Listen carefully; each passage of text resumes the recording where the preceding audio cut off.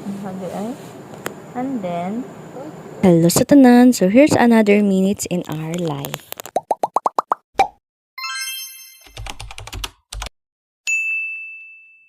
Tara, ubani ko ninyo manglimpyo sa among kwarto. Kani di ay nga time kay padulong na mi ani matulog. Pero wala pa na ako gipasulod si daddy og si adi kay ako sa laging limpyuhan og tarungon among bed. Kaning among kwarto is wala pa pud di ay ni siya nahuman. Daghan pa ni siya kulang pero basig mabudgetan na pud ni this year hopefully. Wala raman sad ko ga reklamo oy aning among room, importante na ara gyud mi mapuy-an. Kay daghan pag gyud kaayo priority ang kwartang gabitan. Kaning among kwarto is kwarto ni sa kong bana katong ilitaw pa siya. Good for one person ra gyud ni siya ba. Oning inani gyud kaguot labi na kay daghan pud mi gamit. Pero wala ko sa lugar para magreklamo. Kaya ang akong bana nakita na ko unsa siya nang kamot para sa among pamilya. Naara mi sa stage nga hinay-hinay ragpalit hantod makumpleto. Ana yun nang magtiayon magsinabtanay ra jud. Ang importante na provide sa akong bana ang gikinahanglan sa among anak. Okay na gyud ko ana if naay extra swerte. Kaysa karon manggod nga panahon kay amo pang gitabangan og paeskwela si Kuya JB. Naara gyud gamay nga sobra. Ang pinaka goal gyud ana kay dapat makontento ra gyud ka. Para iwas ang away basta magtiayon og magsinabtanay ra gyud. Ma-remind ko sa gisulti sa among pastor ay ha migikasal nga dapat kitang mga asawa ato gyud suportahan atong bana. Bitaw makaingon gyud ko sa akong kagalingon nga salamat gyud Lord kay gitagaan ka nimong bana nga buutan. Usa ko atong mga asawa nga paris og buutan nga bana, swerte gyud. Pero makaingon sad ko sa akong kagalingon, swerte pud akong bana sa ako uy. Di lagi pa alkansing asawa.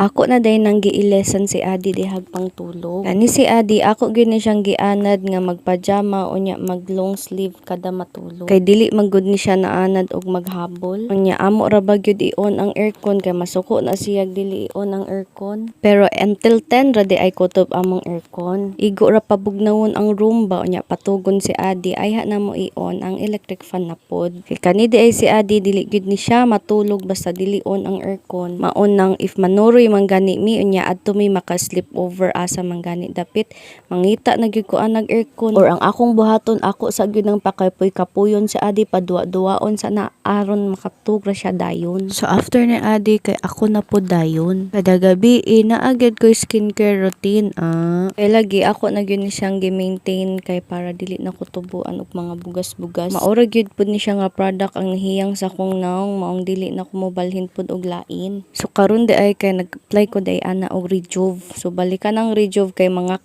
jud na imong dagway. Ang kaganahan ra pud nako ani nga product kay dili pud siya sakit. Unya makita gyud nimo ang result ba nga nindot gyud. Kabalo na pud ay na akong bana nga naa na ko'y maintenance. Salamat bana kani suporta pud gyud ka nako. Kabalo maguna siya sa struggle nako sa una katong daghan pa kay kog mga bugas-bugas. Pero i-assure pud ba ko ana sa akong bana nga gwapa lagi daw ko pero ako may di mo sugot. Kay lagi kaning nabugason tano kay makawala gyud siya confidence sa kagalingon. Makahinumdum gyud ko sa una nga di na ko halos mo tan-aw og samin kay grabe gyud kapangit jud kaayo. Unya akong gibutang sa kong unahuna kung dili ko mo try og product dili na ko makit-an kung unsay mo hiyang sa ako Grabe pud bitaw kari sticker nako. Maski mo ana na nakong bana pag safeguard ra lagi. Dili gyud ko maminaw niya kay dili lagi gyud mo talab ang safeguard sa akong naong unsa man gyud din akong dagway.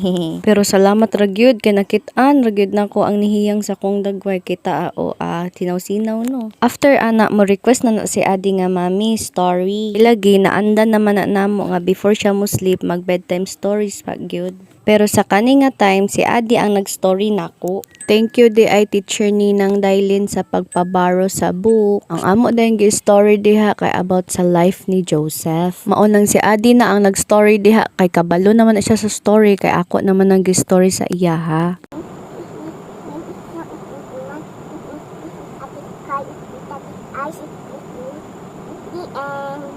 di end na. Maura to, salamat sa pagtan-aw.